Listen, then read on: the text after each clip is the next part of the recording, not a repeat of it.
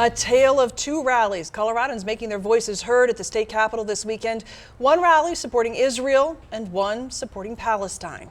Thank you so much for joining us for Denver 7 News at 10. I'm Jacqueline Allen. And I'm Danielle Kreuter. We'll get to that in a moment, but first we want to take a look at the latest details coming out of the Middle East. The death toll is rising more than a week after the militant group Hamas launched an unprecedented attack on Israel. More than 1,300 people have died there, with more than 3,000 hurt. In Gaza, nearly 2,400 people killed in retaliatory airstrikes and almost 10,000 hurt. As a result of the conflict, the U.S. State Department says 30 Americans have died in Israel and Gaza. They also tell us 13 American nationals are currently unaccounted for. Here at home today, hundreds showing up on the steps of the state capitol for a rally to support Israel. I spoke to organizers there today about what they want the public to know. The steps of the state capitol, filled with people who say they want the world to hear their message. Supporting Israel, making sure people know, we're not going anywhere. We're here to stay. We can live together, and let's just move over this stage of brutally killing and murdering our babies.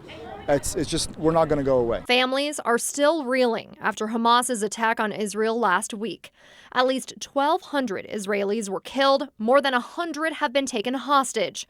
War in the region has raged on since. After seeing everything on the news and being in the depths of all the hate that's been going on, I felt it was really important to voice my opinion and my beliefs and just be able to support the people. Colorado leaders spoke at the rally to show their support. These evil acts of terrorism are our greatest fears brought to life. We also know that words alone won't stop the root causes of anti-Semitism or any other form of religious or racist hate.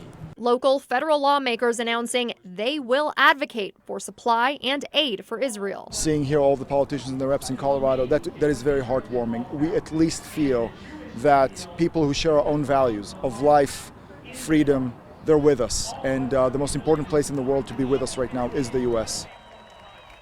Today's rally comes after a group of pro-Palestinian demonstrators protested on those same steps just 24 hours earlier. Demonstrators Saturday chanted for Palestine's freedom with a sea of signs sharing some mixed messages on what they wanted to achieve, but everyone here mourning the losses.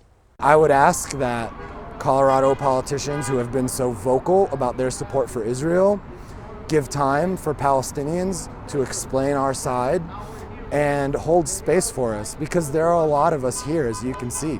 There's a lot of Palestinian constituents here in Denver.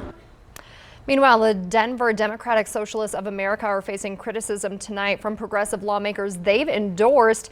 It stems from a statement the organization released yesterday in support of Palestine and their, quote, fight for liberation from the apartheid regime of Israel, end quote. Some in the State House took exception to the wording of their statement, including Representative Javier Mabry, who says, quote, I am disappointed by the statement put out by Denver DSA, and I reject it in the strongest possible terms.